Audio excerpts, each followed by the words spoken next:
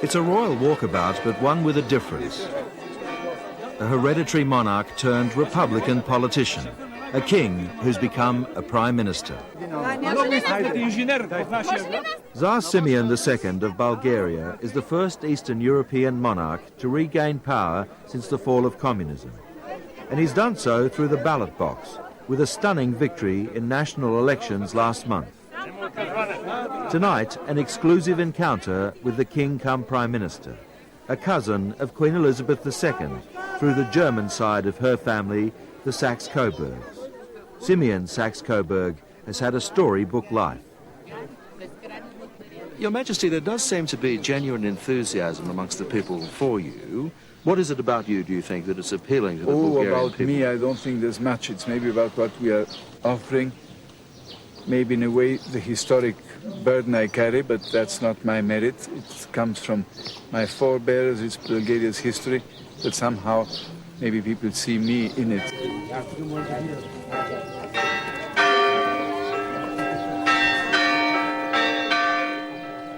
While Simeon embodies Bulgaria's turbulent history, he also embodies its hopes for the future, of finally turning its back on the communist era and moving from the fringes of Europe into its prosperous heart.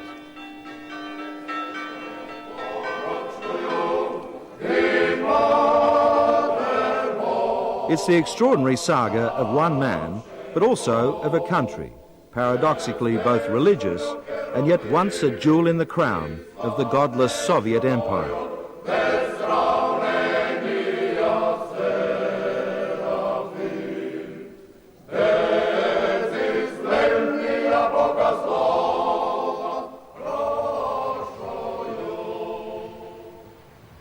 Until 12 years ago, Bulgaria was Moscow's gatekeeper against the Western bulwarks of Greece and Turkey, and a fiercely loyal member of the Warsaw Pact.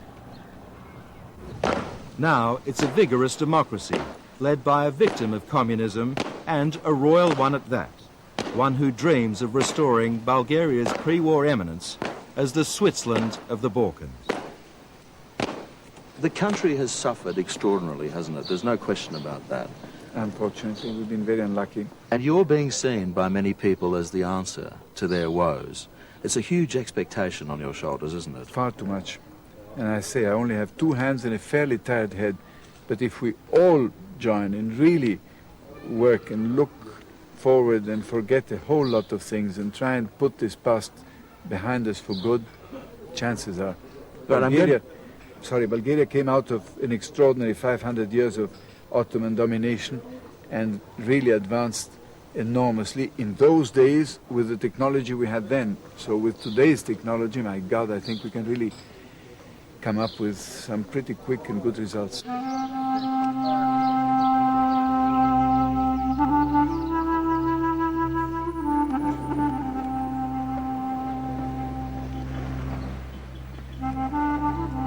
The king come Prime Minister has set a deadline of 800 days to change the lives of his 8 million charges for the better. And to do that, he's assembled a team of expatriate Bulgarian businessmen, economists and lawyers to help steer the country forward. His right-hand man and campaign manager is a New York real estate magnate who describes the king's prime role as an international salesman for Bulgaria. As we know, there is a lot of money in the world and very few good deals. We would like to make Bulgaria a good deal. These people are children of socialism. They don't know how the real capitalist system, what is all about. We're here to tell them it's not that bad. It's good. So the agenda is to plunge the country even deeper into the currents of the free market, and also swim with mainstream Europe by joining the European Union and NATO. Already in the capital, Sofia, are all the trademarks of Western-style free enterprise. Yet the average state worker here earns a salary of $1,200 a year, and for most Bulgarians, money is in desperately short supply. It fuels a level of public corruption that pervades Bulgarian society from the top down, and which the king has pledged to eradicate. Almost any government official is desperate to get his or her hands on any money, one could imagine what the level of corruption would be if half of the national economy is put up for sale in one go by the same officials who are meant to administer the sale. Thanks to the communists, many people still have somewhere to live in the Stalinist-style apartments that dot the main centres. But everywhere are the derelict reminders of where they used to work, the failure of the controlled economy and an entire system.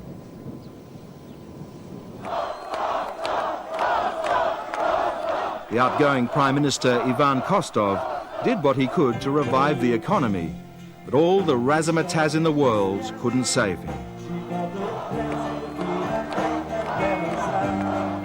Did Mr. Kostov deserve to die? No, he did not. He was probably one of the better Bulgarian prime ministers since the end of communism. But like every politician, he ultimately had to carry the can for very unpopular economic measures that had to be taken, which basically eradicated inflation, but also created a large level of unemployment. While there have been 5 elections since the fall of communism, each of which has produced a degree of reform, Bulgaria is still in an economic rut. A jobless rate of 20%, for instance, that leaves many wondering whether democracy is all it's cracked up to be. So what's happened here is remarkable even by the topsy-turvy standards of Balkans politics. The electorate repudiating mainstream politicians, not in favour of the communists, but someone the comrades toppled nearly 60 years ago, a man who's turned history well and truly on its head.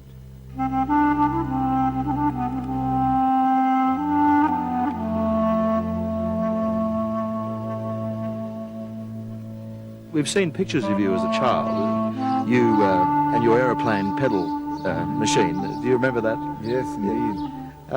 It seemed to have been an idyllic childhood that you had, Till the age of 6.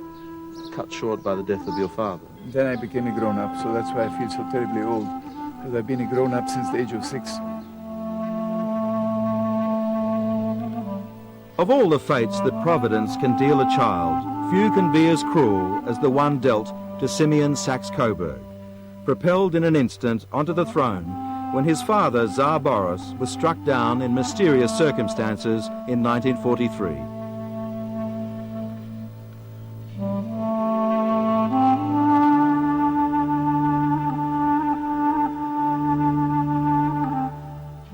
There's a very famous clip of you as a boy reviewing a line of troops. Oh, yes, one of our little guard there in Sofia.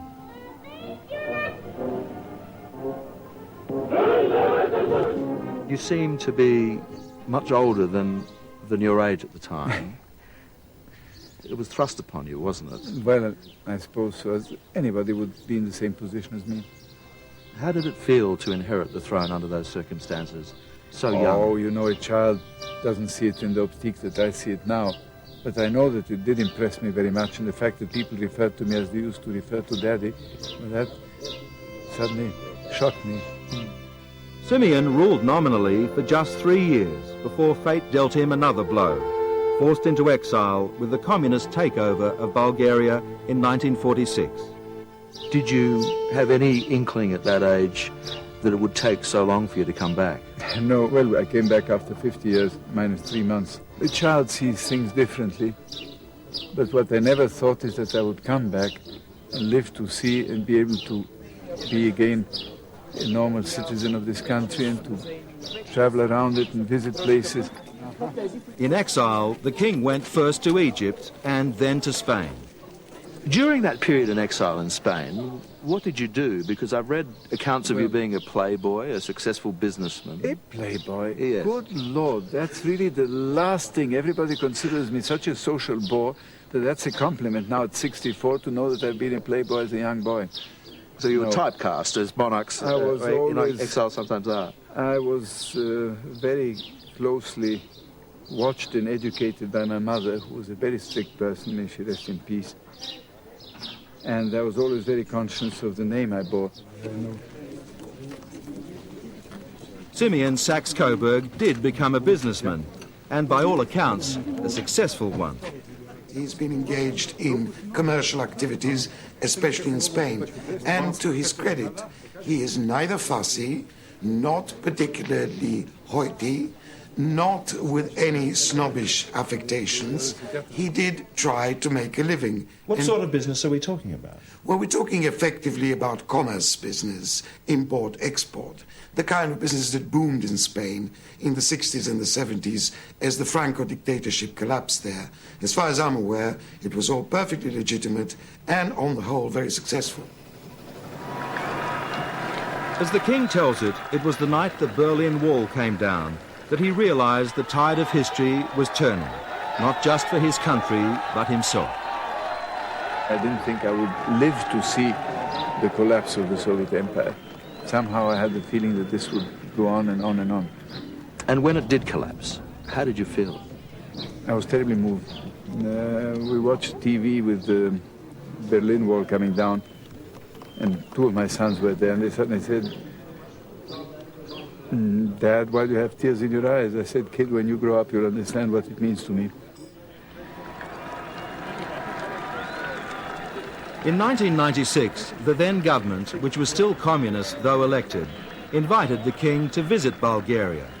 No one, least of all the king himself, expected the magnitude of what happened in Sofia that day.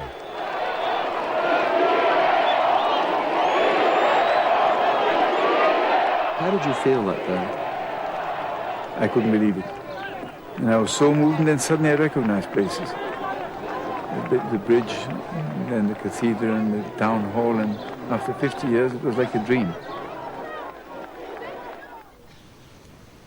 The stark contrast between the urbane king, his Spanish queen Margarita, and the existing leadership left an indelible impression in many minds. Here was a man who didn't just look the part sartorially, but embodied the kind of person Bulgarians would like to become themselves. The crude edges rubbed off, dignified in bearing, modest in demeanour, an easy sophistication. The king speaks 7 languages fluently, crossing between them in this campaign with a deftness that would shame any other European leader.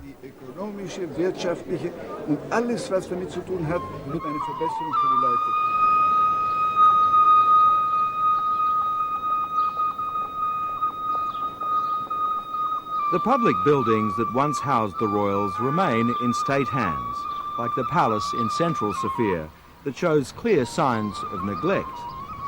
But 2.5 years ago, Bulgaria's constitutional court returned the family's vast private holdings, and many thought Simeon would take the money and run.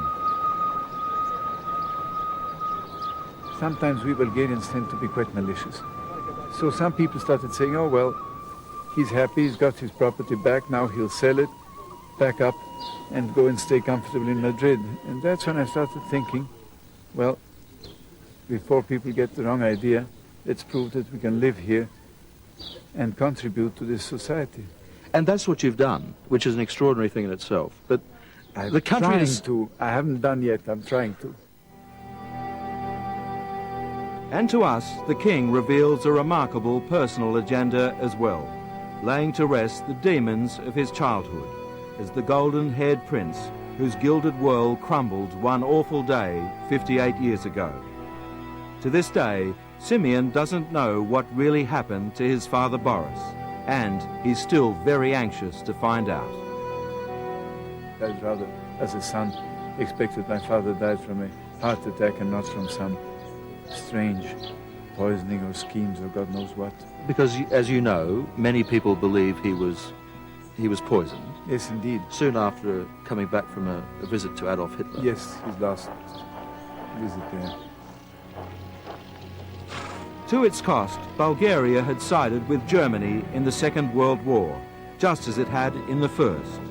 But by 1943, Tsar Boris had had enough of Adolf Hitler.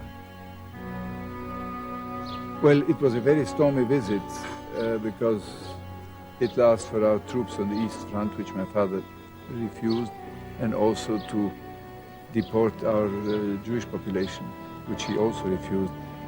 So it must have been terrible for him. While the Jews of Bulgaria had been saved, Hitler was enraged at Boris's defiance. 2 weeks after he returned to Sofia, the Tsar was dead. So popular had he been that there were extraordinary scenes of national grief. Between the wars, Bulgarians had enjoyed a period of relative prosperity. This was the beginning of the dark era from which the country is only just emerging. Even after 60 years, you don't really know what happened there. Well, there's no proof, so I can't say yes or no, but I mean, we've seen the heart, and definitely there is a massive clot. So it could have been a coronary. Now, whether induced or not, this can go into all kinds of interpretations, but It still may be the case that he was poisoned. then we have to look for the cui bono. Whom did this disappearance of the king suit most? The answer to that is easy, but getting to the truth of what really happened is the difficult part, and Simeon won't rest until he does. We've asked the different archives of all countries. The only one we do not have clearing yet is the documents that are in Moscow. As it happens, foreign correspondent can tonight point the king in the direction of his lifelong quest. It's courtesy of this man, Oleg Gordievsky, a former top-ranking KGB officer and double agent who defected from the Soviet Union to the West in 1985. I personally don't know anything about it. But what is interesting, when I joined the KGB in 1962, it was, after all, only, say, 16 years after the death of the Tsar Boris. People in the KGB showed a lot of interest to Bulgaria and to the mysterious death of the king, and discussed it quite often. And I had a strong feeling that somewhere inside the KGB there was a precise knowledge about what had happened. Because if the king's looking for answers, yeah, this is a good place for him to go. yes, and important thing that it's not only the sources, Bulgarian and East European sources, which helped the KGB to create a knowledge about it, but the German archives as well. Because when the Soviet Army, Red Army at the time, conquered East Germany and Berlin, they seized tremendous amounts of the German Nazi documentation. And that documentation was studied secretly for years and years and years, and also was put in the archive. To this day, the files of the KGB remain firmly closed.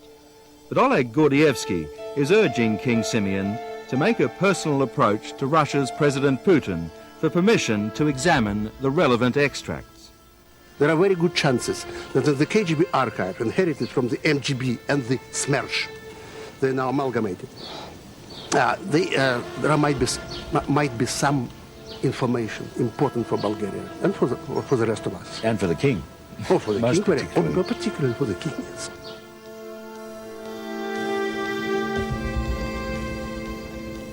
The Nazis are known to have been experts at developing poisons that could remain undetected in the body for long periods. It was an art the communists also used to good effect more than 30 years later to kill one of the strongest critics of the Bulgarian regime.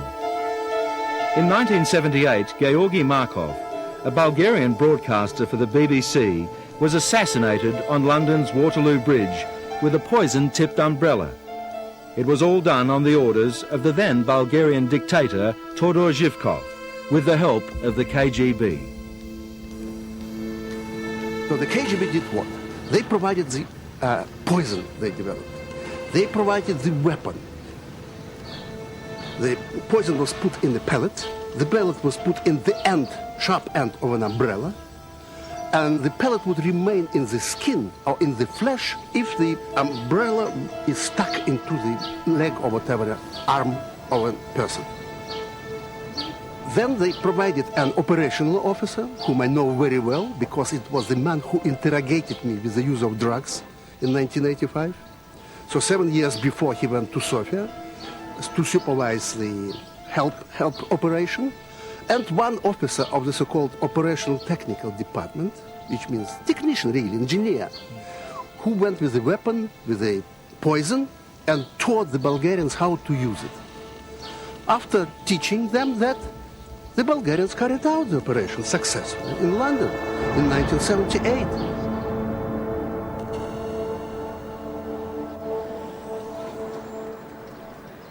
This is all that remains of that extraordinary period of Bulgarian history, the baubles and memorabilia of its communist past, now the principal items on sale in its free market, the ultimate of ironies.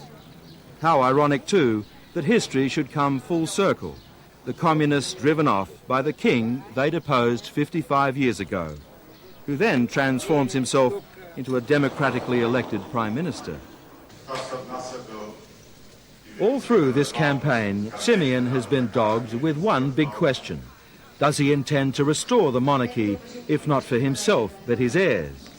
The succession is assured, not just with Crown Prince Kardam, but his son Boris, Simeon's grandson. I'm not in the business of upsetting kings. Good Lord, Believe me. I wouldn't think so. Why should you? But I would. Why should you in the first a lot of place? A lot of people believe that you're being very evasive about this question. Well, let them believe it. I think we have to have a series of values and priorities. And this alternative is not in my priorities. So you're not ruling it out, but you're not ruling it in at this stage. Who am I to rule it out? I mean, that's a title which history has put upon me. It's not my property to say, okay, I take it away or I throw it away forever. So if it's the will of the people that you become the constitutional monarch of this country, you will do it. Again, it's something which is so remote in my thinking and in my views of what we can achieve or what we have to do and have on hand right now, that I really wouldn't, I'd rather not go into it because it would be sort of speculation. Of course, Simeon denies it, but the reality is that probably, deep down, that's what he's after. He's after creating a figurehead role of a head of state who could ensure that Bulgaria is integrated into Europe, but at the same time not directly involved in the day-to-day politics of the country. He probably believes that his only way of achieving that is to prove to the Bulgarians that he comes back not because of his history, not because of his title, not because of his traditions, but because of his capabilities. So the king will need to be a successful prime minister first, and whether he can stand the rough and tumble of politics is in some doubt. The first danger is that now we have very unrealistic expectations concerning the king's movement. People really wait a social miracle. They really expect bigger salaries now, bigger pensions now. They don't expect him to change the administration. They expect him to change their lives. And is he going to be able to do that? I don't believe that anybody is able to do this. I have too much respect Certainly, for there's a people problem emerging who go into already. big palavers, Kings just aren't used then to the maybe blowtorch see approach. that something- And I ended up upsetting Simeon anyway. He walked out of our interview when I raised the criticism made by his opponents that he was all style and no substance. That's their privilege, sir. I don't take offense personally. You don't. So even though I you're... think that Bulgaria is worth a lot more than a couple of cheap insults. Thank you.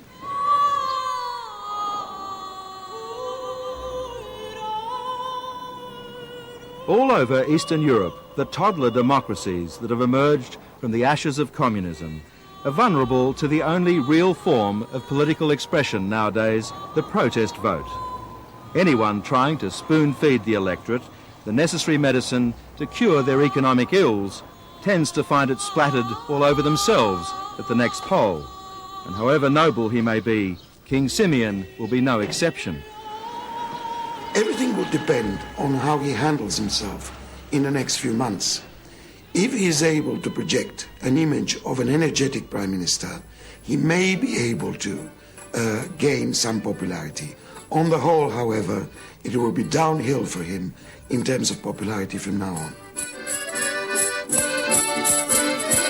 If that's the case, then this real-life fairy tale could still end in tears at the next election in 4 years' time. But right now, most Bulgarians have their fingers crossed for a happy ending.